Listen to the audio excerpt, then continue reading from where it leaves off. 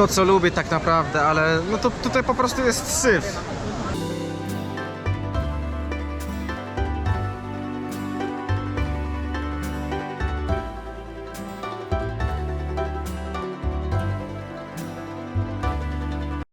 Jest początek dnia następnego, no dalej jesteśmy w Toskanii. Znaleźliśmy ciekawe termy, ciekawe miejsca, także dzisiaj zaczniemy dzień w ten sposób. Nie jestem pewien, co to są za skały. Pachnie tu specyficznie, ale jest naprawdę pięknie. Tutaj daje, to co Marcinek? Mogę powiedzieć? Zatrzymaliśmy się w termach, gdzieś przy południowej części Toskanii. No jest tutaj no przepiękne. Właśnie uważam, że tego typu naturalne miejsca są w podróży jednymi z najpiękniejszych. Nazywa się Bagno di Filippo. Dokładnie, Bagno di Filippo. Fajny w ogóle sposób na odpoczynek w trasie.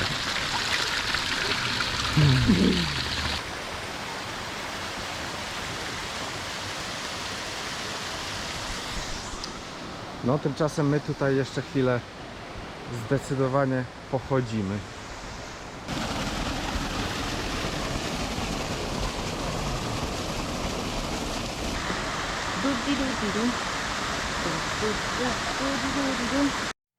Siema. Wyjechaliśmy z Toskanii, jesteśmy już w Lazio, na północy Lazio. I Lazio zaczynamy takim widokiem. To jest miasteczko położone na skale i w związku z tym, że się zapada, to jest zagrożone po prostu zawaleniem, ale można tam dojść właśnie tą drogą, tym mostem, który widzicie. Bardzo ładny widok. Ciekawi mnie, czy coś tam jest, czy to są tam jakieś sklepy, ale nie wiem, powątpiewam, szczerze mówiąc, bo można tam dojść tylko pieszo właśnie tym mostem. Nie można tam wjeżdżać samochodem ani nic. No tym razem Ja ci widzę. jednak stwierdziliśmy, że nie wchodzimy tam, nie idziemy. Jest za gorąco. Jest dzisiaj strasznie gorąco. Najlepsze jest to, że termometr by pokazał z 25 stopni. To jest niemożliwe. No wiem, ale jest o wiele, odczuwana jest o wiele cieplejsza niż 25. I jemy sobie loda. Ja już swojego zjadłem. I co ciekawe, we Włoszech możecie dostać lody na packi, co jest też różnicą. Co to znaczy na packi? Że nakładają ci loda packą, a nie... Tak, i on wygląda tak, jak kupicie. Tyle go jest. Jest wylizany przez gospodarza. I najpierw gospodarz musi go przyjść, w sensie ekspedient musi zadzwonić po gospodarza, gospodarz przychodzi, wylizuje wam loda do 3/4. Dobra, żeby nie być takim, a dzisiaj mam lekko taki dzień lenia. Miasto zostało założone, z tego co wyczytałem, około 2500 lat temu przez Etrusków. Ogólnie teraz tam jest wejściówka 5 euro na ratowanie. Na skale torfowej stoi to miasteczko, które się osuwa i w sezonie, poza sezonem tak na co dzień mieszka tam kilkanaście osób. No a wiadomo, w sezonie to troszeczkę się tam zmienia, nie? Także no historię na pewno ma długą, na pewno, ale jakoś powiem wam szczerze, że też przez to, jak się dzisiaj czuję, nie jara mnie to miasteczko na tyle, żeby po prostu się zdobyć na to i żeby tam pójść, nie? A tymczasem my będziemy jechać na północ, na południe w stronę Rzymu. Po drodze jeszcze mamy kilka fajnych miejsc i po prostu lecimy. Po prostu będziemy się już stąd zbierać.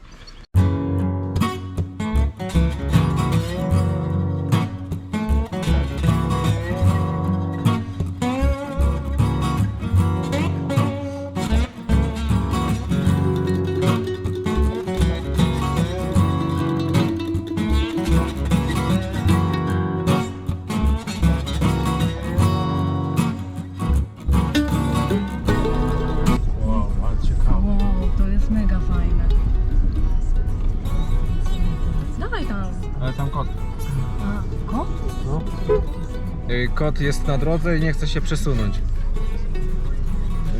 używałem klaksona, używałem...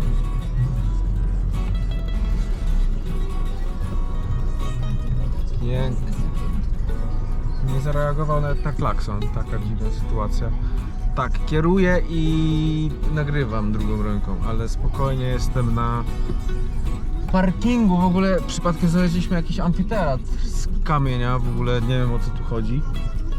I chyba się tu rozejrzymy na sekundę. W ogóle całkiem przypadkowo podczas szukania miejscówki na nocowanie odkryliśmy amfiteatr, przy czym to się okazuje miasteczko takie kamienne, zbudowane w 384 przed Chrystusem. Także w ogóle no perełka. Bardzo ciekawe miejsce. Zaraz pójdziemy sobie gdzieś między skałki tutaj. Może tutaj pójdźmy. Oj, bardzo dużo błotka ogólnie. Mega mokro jest tutaj. Ale to było kiedyś miasto w ogóle. Podobno miasto.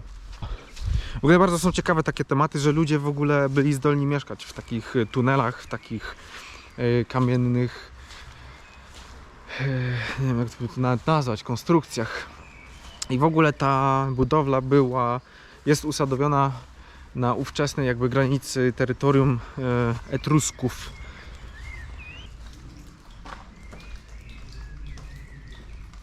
Niesamowite to jest, że to ma tyle lat. Ciekawe co było na środku, bo to wygląda na pierwszy rzut oka jak amfiteatr, no ale to nie był amfiteatr. Jak? Było podpisane, że to amfiteatr. Tak? No, Ja wyczytałem, że to było miasteczko. ale to całe, tam dalej jak jechaliśmy, to się rozciąga. A, ten cały Ale to kompleks. jest amfiteatr. Dlatego wejście tylko do amfiteatru. Ciekawe czy tam można jeszcze wejść. Okazało się, że tuż obok jest cmentarz Etrusków. Starożytny cmentarz Etrusków. On jest tak schowany wśród zieleni, ale widać nawet takie jakby, nie wiem, zdobienia można by to powiedzieć.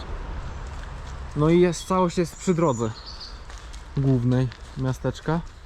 W sensie to jest starożytne miasto, które jest w mieście normalnym, nie? Czekaj, ale ciekawe to wygląda. Tak, jest. Ciekawe czy tam można wejść. Na pewno można wejść. No. Podobnie jest mokre. Chodź, bo ja jestem bardzo ciekawy właśnie tych. Czy tam będą jakieś malowidła? No, ja sobie wkręcę. I co tu się dzieje? Wow.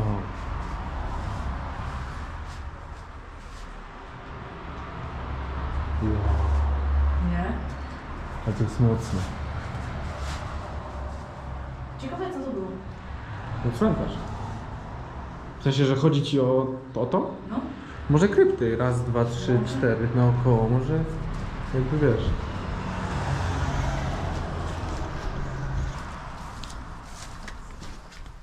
I co? No podobnie. A, no. Tylko niższe.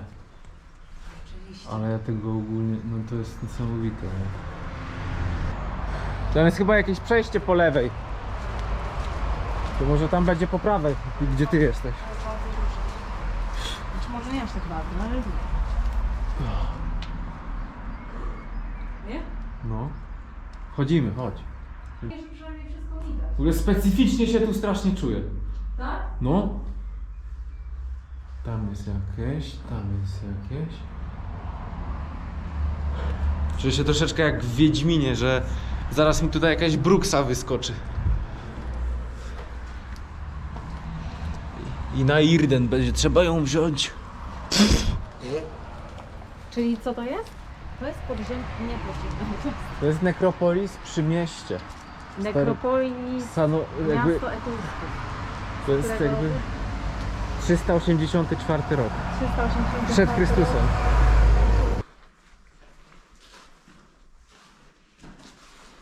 Wow. Ale w ogóle tutaj co tu się dzieje? No chyba dalej jest przejście, wiesz? Czekaj, będziemy te...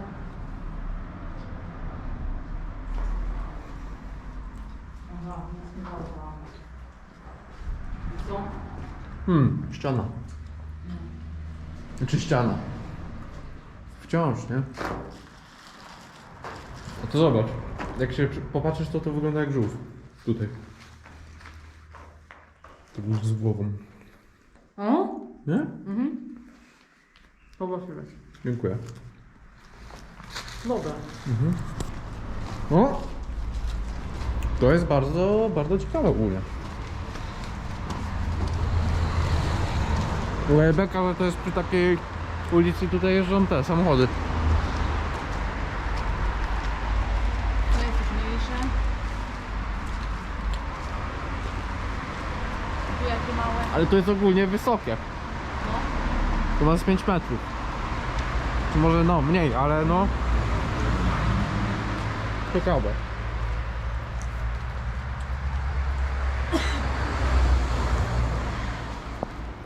A te dziurki to po prostu jakieś takie od skał się zrobiły naturalnie, nie? Nie wiem, no przypuszczam, że tak. Nie wiem, ale...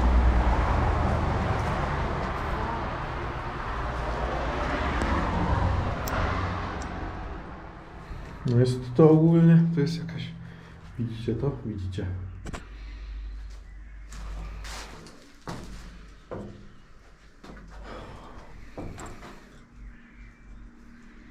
Nie wiem. Ogólnie jedno z lepszych znalezisk podczas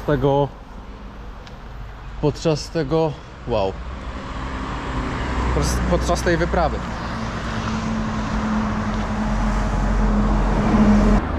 Co tutaj jest? Nie wiem. Nawet Chyba nie widzę końca tego tunelu, co oznacza, że trzeba iść dalej. A, już widzę. Chodź. My.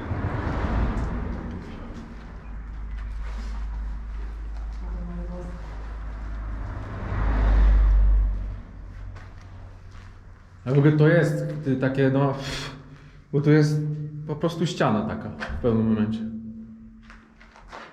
Tylko też pytanie, kto to zamurował, nie? Czy Etruskowie? I to jest w skale wszystko zrobione. Ale też popatrz, jak się zmieniła nagle w kolor rośliny. Jest strasznie inaczej. No w ogóle od kiedy wjechaliśmy, ja wiem, z 50 km temu może? Czy może mniej? Zmieniła się w ogóle... Tylko gdzie? Oni tego nie wiedzą, gdzie to jest. Gdzie? Ja wiem, 100 km od Rzymu.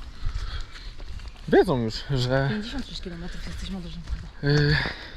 Wiecie już, że wjechaliśmy do nowego regionu. No tak. Jakby okrążamy to i tam nie dość, że były w ogóle domy na tym, troszeczkę dalej. Normalne posesje. I teraz idziemy po prostu wzdłuż całego, nie wiem, nazwijmy to górą. Nie wzdłuż, tylko naokoło. Także nic tutaj ciekawego nie znaleźliśmy. Ale zaraz powinniśmy wyjść jakby od drugiej strony. No to wracamy do furki i jedziemy dalej. Gdzieś tutaj podpatrzyliśmy miejsce, zobaczymy, czy się nada.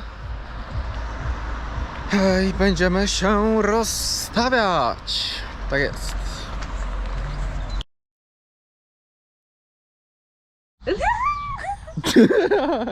A było tak ładnie. Było tak ładnie.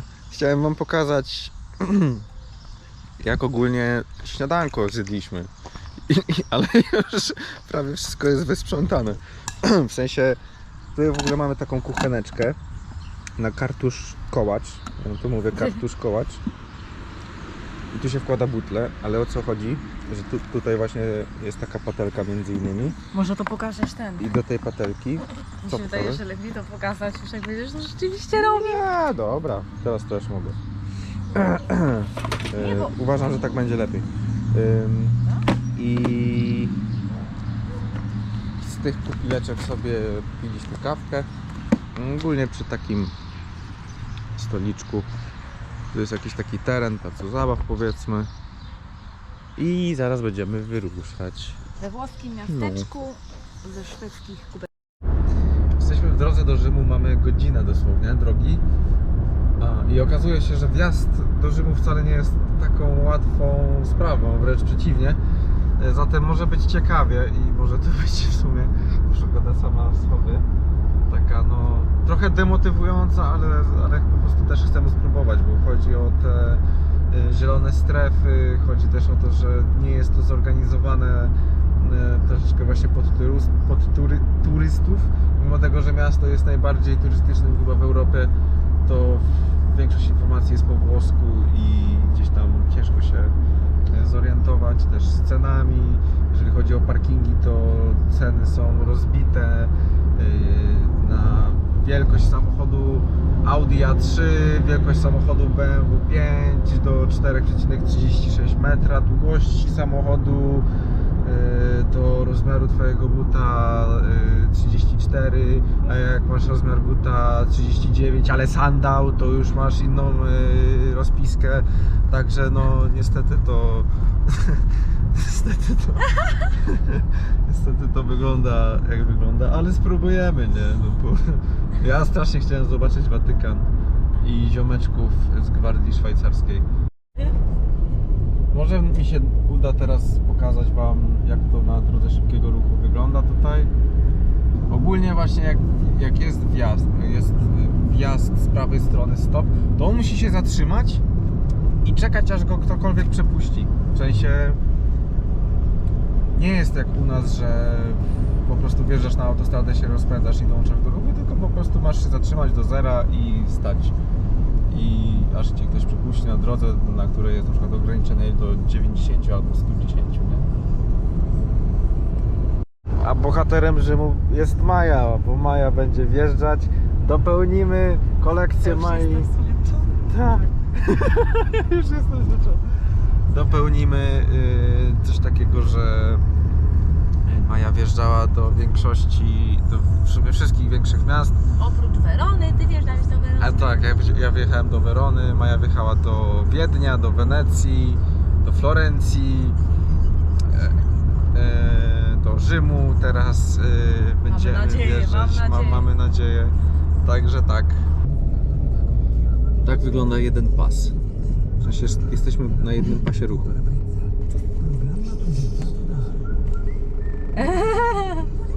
Buongiorno italiano.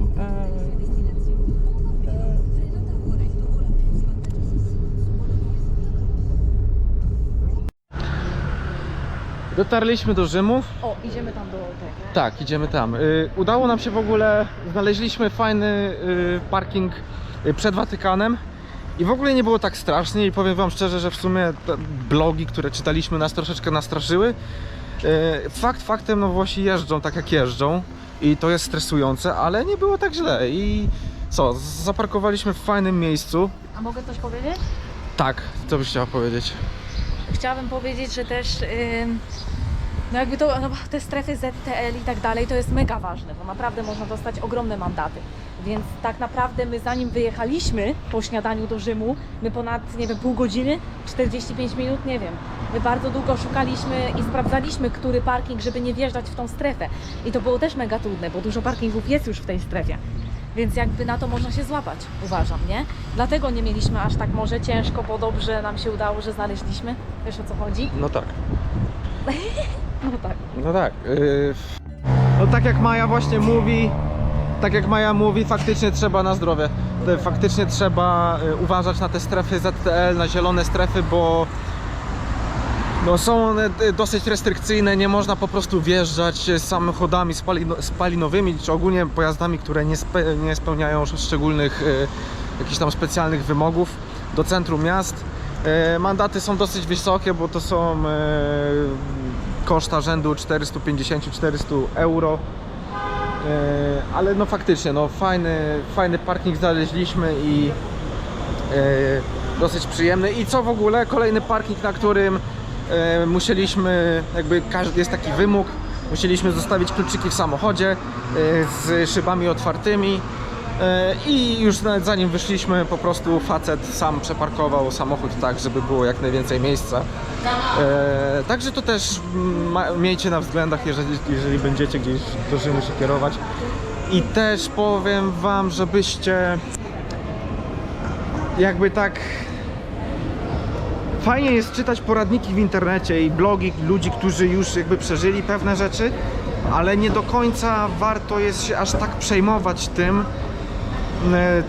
tak w 100% brać do siebie to, co jest napisane, bo po blogach i po tych wszystkich sprawozdaniach z tego, jak to było właśnie w przypadkach ludzi, którzy już wjeżdżali samochodem do Rzymu, no wynika z tego, że to jest w ogóle prawie że niewykonalne, że należy się tego bać, że to jest po prostu strasznie trudne i nie wiadomo jakie. No okazuje się, że wcale takie nie jest. Zawsze warto spróbować, zawsze warto też zaryzykować i faktycznie okazuje się, że w sumie to było całkiem ok, nie? Bo jak wam nagrywaliśmy, to zresztą widzieliście co mówiłem, nie? Bo wiecie, z opiniami chodzi o to, że ludzie mają różne przeżycia i jeżeli o wiele częściej, jeżeli przytrafia wam się coś złego, a w momencie, na który na przykład czekaliście i przyjeżdżacie do Rzymu i przytrafia wam się coś złego, wybiją wam szybę, wkradną wam się do samochodu, nie wiem, okradną was, złamiecie nogę, cokolwiek. O wiele częściej ludzie piszą właśnie o tych negatywnych rzeczach. To po pierwsze. Po drugie, to, że komuś się coś przytrafiło, nie znaczy, że wam musi się to w 100% przytrafić i wy tak musicie mieć. Poza tym to też zależy od podejścia człowieka do danych sytuacji. Dla kogoś to może być wykonalne wjechać do Rzymu, bo Włosi jeżdżą jak jeżdżą, albo jest dużo samochodów, albo nie wiem, strony internetowe nie są po angielsku. I komuś może to przeszkadzać, a dla kogoś to może być po prostu utrudnieniem bądź cechą, więc po prostu pamiętajmy, żeby nie zdawać się aż tak bardzo na opinie innych osób, bo po prostu te opinie są bardzo często czysto subiektywne. Tak jak moje opinie, no, to co wam polecam zobaczyć, to też jest moja subiektywna opinia, ale to nie znaczy, że każdemu musi się to podobać. Tak. Nawet to, że my wjechaliśmy i Maja świetnie to zrobiła i jakby... Maja świetnie to zrobiła i faktycznie to, że nam się fajnie udało, to też zawsze trzeba brać na to poprawkę, nie? Też trzeba zawsze być przygotowanym, że coś się może stać, ale nie kierować się tylko i wyłącznie tym, że no czymś takim negatywnym, że coś musi się złego stać i koniec. To ja, nie wiem, siedzę w domu, nie? Na przykład. W ogóle piękna jest pogoda.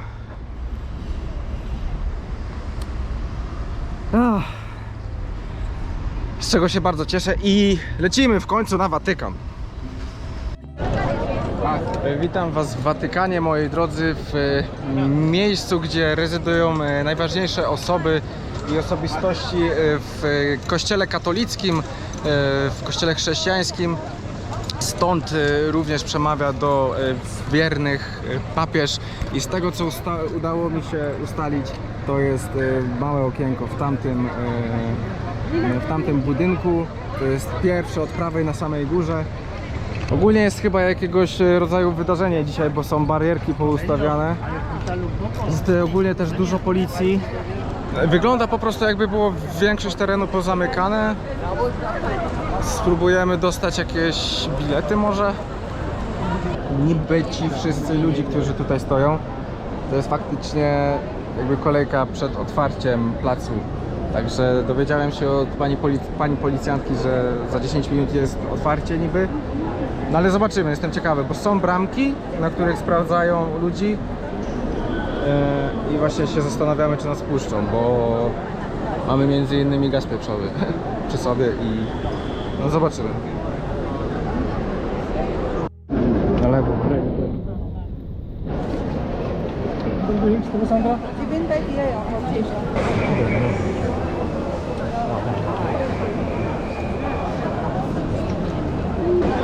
Dalej, no. Jak się skupimy, to spotykamy się w 200, nie mamy? 207.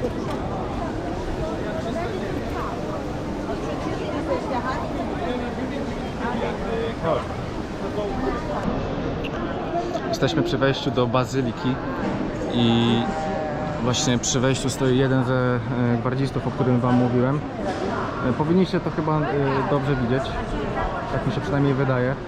Ogólnie większość tych gwardzistów to są no, chłopaki młodzi ogólnie.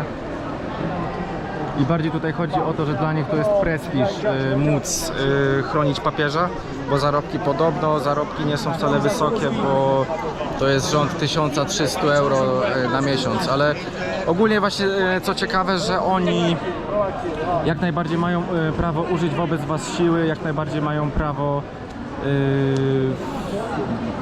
no po prostu interweniować, tak? Mają też pistolety przy sobie, niektórzy. W sumie już przeszliśmy przez tłum i oficjalnie witam Was na placu Świętego Pawła. Piotra. Tak, witam Was na placu Świętego Piotra.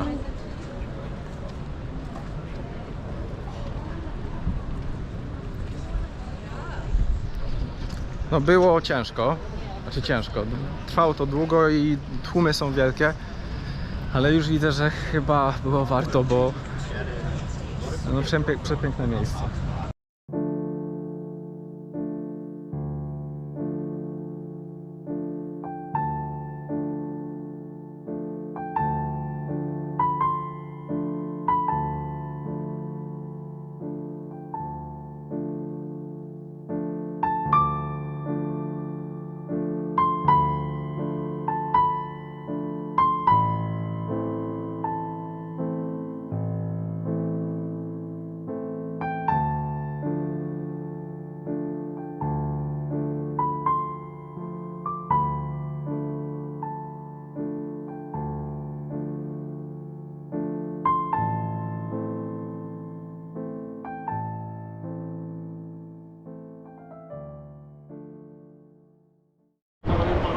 Jeszcze z bliska faktycznie uda się zobaczyć gwardię i zobaczcie, że faktycznie ta pika jest dosyć długa.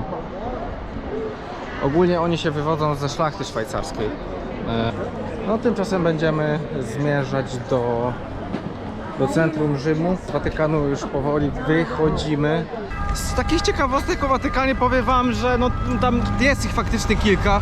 Między innymi to, że mają najkrótszą linię kolejową na świecie i ona tam ma ponad 320 metrów. Co jeszcze? Podobno piją najwięcej wina na świecie i to bardziej chodzi o statystyki, bo no, przyjmują chrzest poprzez ciało Chrystusa, ale też i krew, no, czyli wino, tak? Co jeszcze? Witajcie w Rzymie, w mieście, które również nosi nazwę Miasta Wiecznego. W mieście, które ma przepotężną historię, było najważniejszym centrum, najważniejszym miejscem społeczno-kulturowym, społeczno-handlowym w starożytnym Rzymie, jak i dzisiaj jest stoliczą oczywiście Włoch. Niesamowite też jest to, że to właśnie z tego miasta wyszły podwaliny do naszej cywilizacji europejskiej.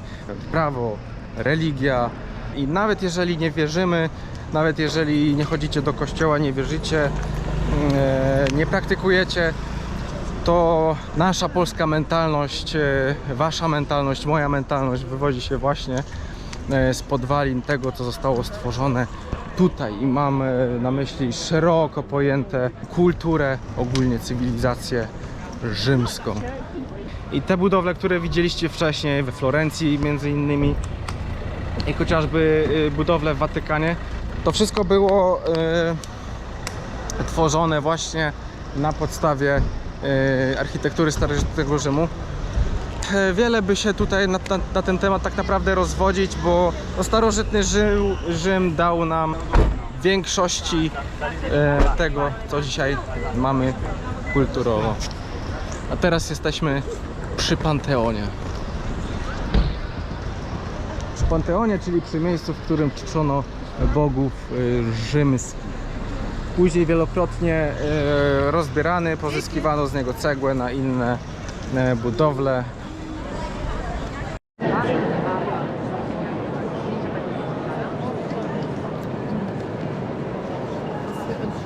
Jak na ten moment to miasto, w którym no po prostu śmierdzi. Chyba w żadnym innym mieście tak nie śmierdziało. Czy fajkami, czy nie wiem, śmieciami. Nie było takiego syfu nigdzie. Nie było takiego syfu. Po prostu.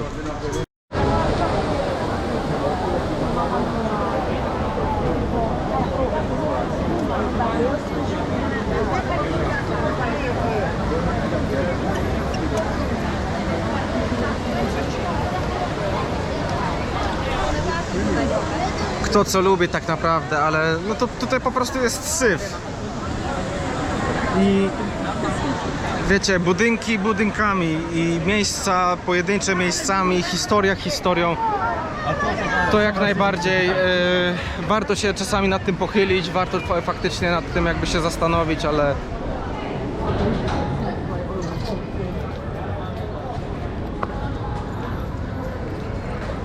ja chcę po prostu pokazywać tak jak jest. Miejsce takim jak faktycznie jest, a nie wiecie. Znalazłem prawdziwy, piękny włoski skuterek, zobaczcie.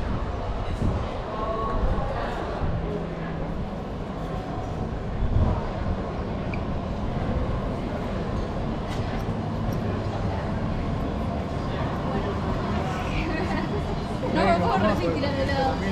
Ma, vení, ma. Miejsca ładne, ładnie pachnące, które by mi się bardziej spodobały. No ale jak na razie na nie nie natrafiłem. Po prostu. A chodzimy długo. Proszę? A chodzimy długo już. No, Dlaczego nie uraczyliśmy tego w żadnym innym mieście? dokładnie. Dotarliśmy pod Koloseum. Pod Koloseum, równie znaną budowlę. Ale w sumie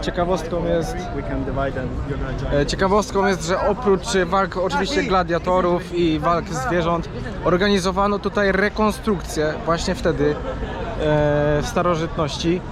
Znaczy w starożytności, no to już jest nasza era. Koloseum powstało w I wieku naszej ery, ale już wtedy organizowano tutaj rekonstrukcję bitew morskich. No i podobno wypełnienie tego Koloseum trwało 7 godzin. Ogólnie te dziury, które widzicie, chyba je widzicie, te, które są po... wiele z nich powstało podczas ataku barbarzyńców, którzy i ogólnie, no, Rzym już pod koniec, tak jak wam wcześniej mówiłem, przechodził swoje rozterki i już wielokrotnie też Koloseum próbowano zniszczyć. Także jest ich dosyć wiele. Przynajmniej tak się przyjmuje, że stąd pochodzą. Jeżeli ktoś ma uaktualnioną wiedzę bardziej, to niech się podzieli. Podzielcie się w komentarzu ogólnie. I poprawiajcie mnie, bo wydaje mi się, że raczej mówię prawdę, ale tak.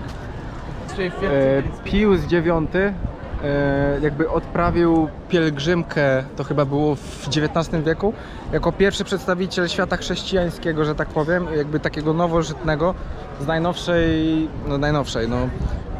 w sumie historii, powrócił do Włości. Yeah. Do you have reservation? Over there. Ticket? Yeah, middle line. Yes, very good. Także no, Pius IX jako pierwszy odprawił tutaj pielgrzymkę, tym samym jakby przywracając znaczenie miejscu. Koloseum było odbierane jako miejsce takie brudne, tak? Bo tutaj przecież odbywały się walki gladiatorów, zabijano się, tak? Także później od tego odchodzono. No i po jakimś czasie właśnie Pius IX odprawił tutaj pielgrzymkę, gdzieś tak oczyszczając miejsce, że tak powiem, w świadomości ludu, nie? Ogólnie Rzym na ten moment mogę podsumować jako no jako jednak, no ja się rozczarowałem Rzymem. Rozczarowałem się Rzymem. Już wiecie z jakich powodów. Wnioski wyciągniecie po prostu sobie sami. I tyle. Także my lecimy dalej na południe. Zobaczymy co się wydarzy dalej. No i tak. Siemanko. And you? I like Robin Lewandowski play football Barcelona from Poland because Poland no racism. Black and white live Yeah, together. I agree. Italy, you live Italy? No. Visit. Yes. Ako na badata. No. I give you Grazie. No, grazie. good luck for you. No. You're free. It's Why not? okay. Grazie, Thank you. grazie. Thank you.